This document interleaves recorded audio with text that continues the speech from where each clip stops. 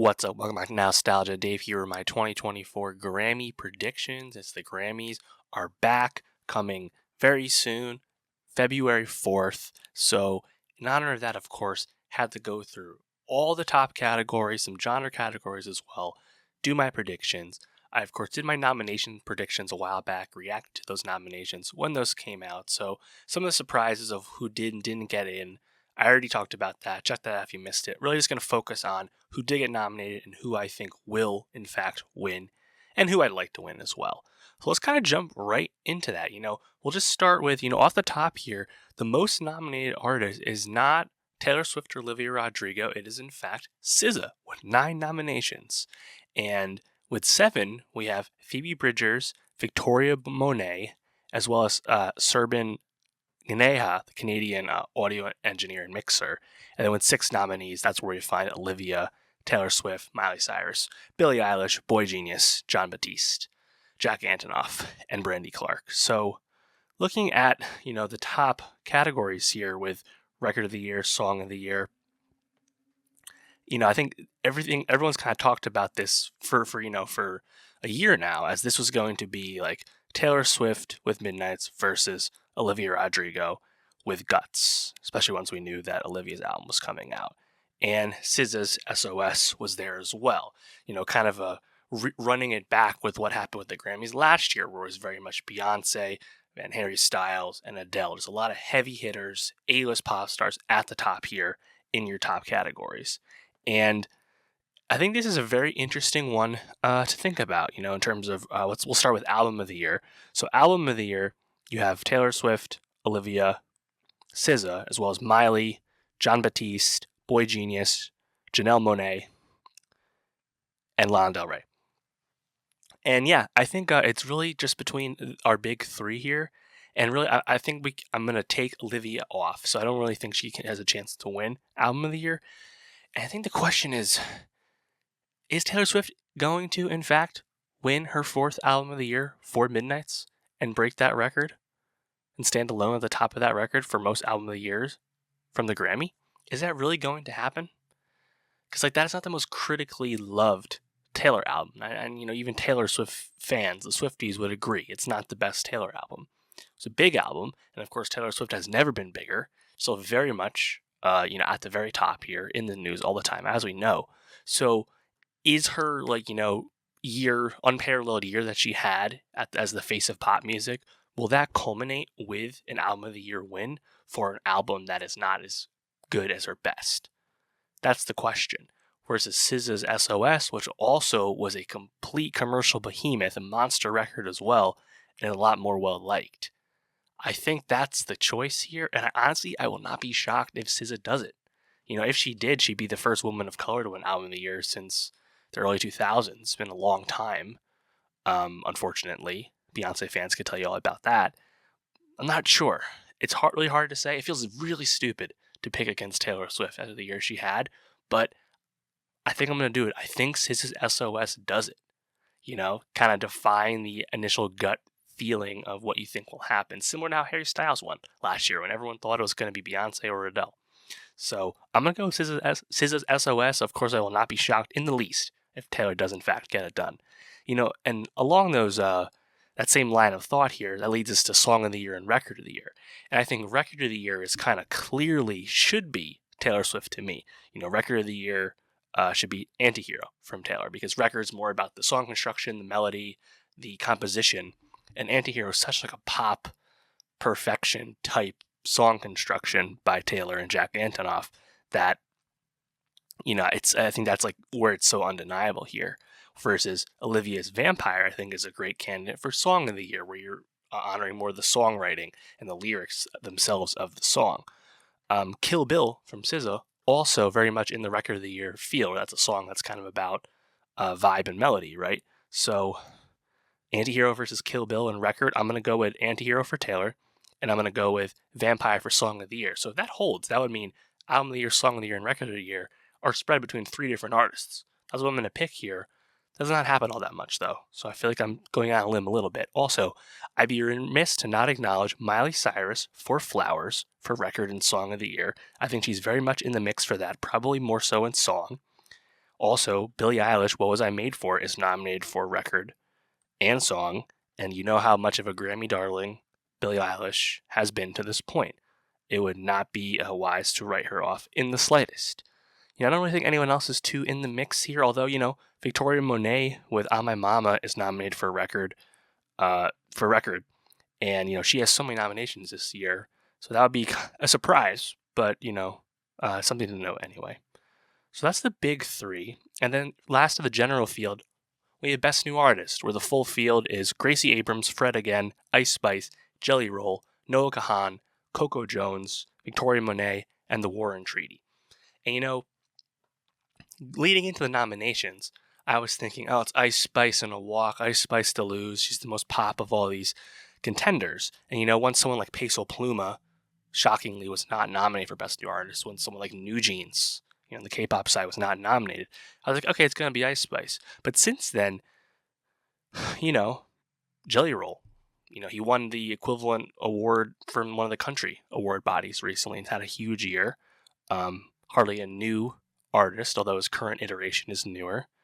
Victoria Monet, also someone in her early 30s, not exactly new, but newer as a soloist, as a writer for herself versus, say, Ariana Grande. Victoria Monet with, 7 nominations?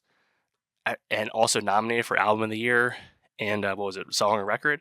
Like, she would be a huge shock to not win Best New Artist, so I think you have to go with that.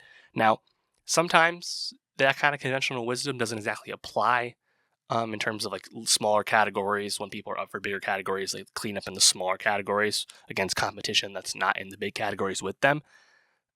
Not always the case, especially with genre stuff here at the Grammys, but I think Victoria Monet is pretty safely in Best New Artist, and if not, then probably Jelly Roll.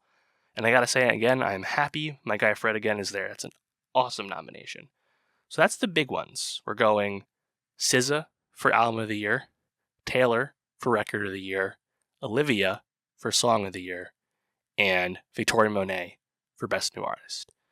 So from there, let's just jump into some Grammy categories here, some genre categories of the Grammys here. I'm not going to do all of them, just obviously so many, but let's just kind of go through some. Okay, pop solo performance. You have Miley for Flowers, Doja Cat for Paint the Town Red, Billie for What Was I Made For, Olivia's Vampire, Taylor's Antihero.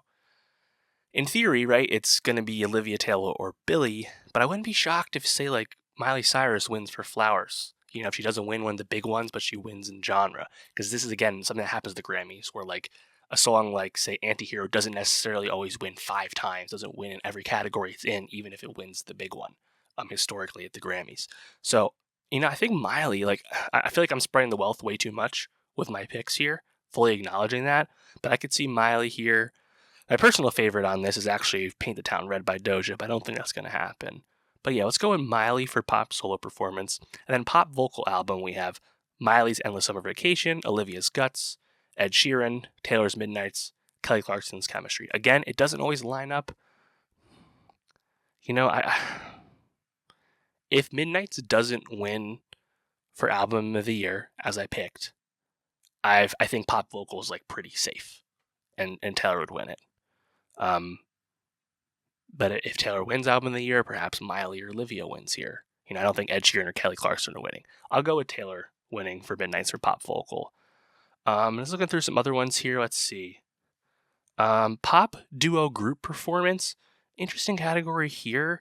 I think Ghost in the Machine by SZA featuring Phoebe Bridgers is a pretty safe pick here, just because SZA and Phoebe are both in Album of the Year separately. Same thought, you have Candy Necklace by Lana Del Rey featuring Jon Batiste. So I would go there. I would look there. I guess Taylor with Ice Spice and Karma. Miley, Brandy Carlisle for 1,000 Miles. It's a pretty good category. But I'll go with Ghost in the Machine, SZA, and Phoebe there. Pop dance recording. Let's see. Man, I want my guy Troye Sivan to win for Rush so bad. I don't think it's going to happen, but I don't really know. I don't have a good feel for that, so I'm going to pick it. Let's send it.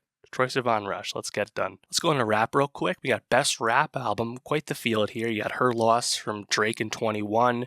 Michael from Killer Mike. Heroes and Villains by Metro Boomin. King's Disease 3 by Nas. And Utopia by Travis Scott.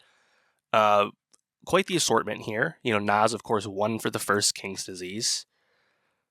Hard to say. I really don't know. Obviously, Drake has been combative with the Grammys, to say the least. Her loss is also at the very beginning of the Grammy period. Feels a bit old at this point. Obviously, a whole nother Drake album has come out since then. A whole nother 21 album has come out since then. I feel like the momentum might kind of be behind Metro with Heroes and Villains, which is a big record, had some big songs on it, such as, of course, Creepin' with The Weeknd. I don't know about Travis Scott. I mean, I was surprised he even got the nomination here, but I just don't know if some of the baggage that he's had, obviously, in the last handful of years is going to help him get through. Then again, Killer Mike has the old head status and is not a recent winner like Nas. It's really hard to say what's going to happen. I'm going to go with Metro, which feels very weird as a pick, but yeah, I mean, the Grammys are weird with rap, unfortunately. I mean, half the time they don't even, show most of these wins on the broadcast. I hope that's going to change this year. I don't know. Best rap song, you have Doja Cat's Attention, Barbie World from Nicki and Ice Spice with Aqua, The Flip, Just Wanna Rock by Lil Uzi Vert, Rich Flex by Drake and 21, and Scientists and Engineers from Killer Mike featuring Andre 3000 and Future. Another interesting one where I don't like Just Wanna Rock as much as a song to pick it. I don't know about Doja's Attention. Barbie World's such a sample-heavy redo. Rich Flex also kind of uninspiring to me. I think Scientists and Engineers is the pick here and kind of speaks to the old head leaning bias the Grammys have had lately. And it's a great song, so that'd be cool. Melodic rap performance, we have Low by SZA, All My Life, Dirk and J. Cole, Spin About You by Drake and 21, Attention by Doja, and Sitting on Top of the World from Burna Boy featuring 21. That'd be my pick. I love that song. It was one of my top 10 songs of 2023. I'm so happy it got nominated. Don't really see it getting the win, unfortunately. That's what I want to happen. I'm not sure about this. I kind of have a feeling that All My Life, Dirk and J. Cole could get through. It's a happier, positive message song, but still very triumphant and catchy and fun to listen to. So I'm going to go with that. Of course, you got SZA here in a genre category. In theory, she's the favorite, but yeah, not necessarily how the Grammys roll. So let's go with All My Life, Dirk and J. Cole. Best country album, I mean, that's going to be Zach Bryan's self-titled, pretty obvious. Musica Urbana, that's going to be Karol G, pretty easy. Was it the World Music album? I think Burna Boy has that in the bag once again. What do they call that category now? Global Music album. I Told Them from Burna. You don't have Rema in here, so the biggest artist of Afrobeats alongside Burna the last year plus has been Rema. Rema's not here, so global music performance, Burna could win that. African music performance is interesting because you have Water by Tyla. Obviously, Tyla's debut album is coming early 2024. A lot of industry push behind Tyla. I would not be shocked if her big hit won African music performance, going up against Burna Boy's City Boys, which was a big hit. So keep an eye out for that one. And then lastly, let's just look at R&B here. Best R&B album, you have Babyface, Coco Jones, Emily King, Victoria Monet, and Summer Walker. I think it's pretty clearly going to be Victoria Monet for Jaguar 2. Progressive R&B album, you have Black, Diddy, Terrence Martin, and James Fauntleroy, Janelle Monáe, and SZA. Interesting one, because you have Janelle there with SZA, although I was kind of shocked to see Janelle get as many noms as she did for The Age of Pleasure. Normally, I'd be rooting for her. I just wasn't a big fan of that record. So I think SZA pretty easily can get the genre win for SOS there. And then R&B song, we have Halle Bailey's Angel. We have Back to Love by Robert Glasper and Friends. I See You by Coco Jones. On My Mama, Victoria Monet. And Snooze by SZA. So again, you got Victoria Monet and SZA going head to head. I think you got to default SZA again. Generally, but maybe they split it up. Hard to say there, but I'll go with I'll go with On My Mama here because that's up for record of the year, and Snooze is not, so we'll go with that. Traditional R&B performance, you have Babyface, Kenyon Dixon, Victoria Monet for Hollywood, featuring Earth, Wind & Fire, PJ Morton, and SZA's Love Language. Earth, Wind & Fire feels like some star power when it comes to people voting, so I would not be shocked if that's the winner here, but really hard to pick. And then R&B performance, you have Chris Brown, Robert Glasper, Coco Jones, Victoria Monet, and SZA. SZA's up there with Kill Bill, a top general field contender, so we'll go with that for R&B performance. Yeah, that's kind of the mix there. That's kind of the big categories. Oh, lastly, let's look at a dance electronic album. You have James Blake, The Chemical Brothers, Fred Again, KX5, and Skrillex. Some good star power there. Skrillex, Fred Again, James Blake. Not really sure where they're gonna lean. I'm pulling for my guy Fred Again. That's my favorite album on there, Actual Life 3. But I'm not really sure. I feel like in theory, James Blake is like the default kind of selection for something like that. But Fred Again, I feel like has the industry support, so let's go with that. And yeah, that's the 2024 Grammy predictions. Let me know, who do you want to see win of all those big categories? Who are you pulling for the most? Who's being overlooked? Are you a big Lana fan, Miley fan? Do you feel like they're being underappreciated in this triumvirate of SZA versus Taylor versus Olivia? Let me know how you're feeling about this. Let me know about the nominations. Who do you think should have been here that isn't there? Obviously, there's plenty of people to cite. I already mentioned some. And make sure you come back right after the Grammys because I'll be doing my reaction to who ends up winning and talking about that. The Grammys always surprise us for good and bad. So make sure you come back, let me know. And for more award predictions and music reviews, subscribe. And I'll see you next time.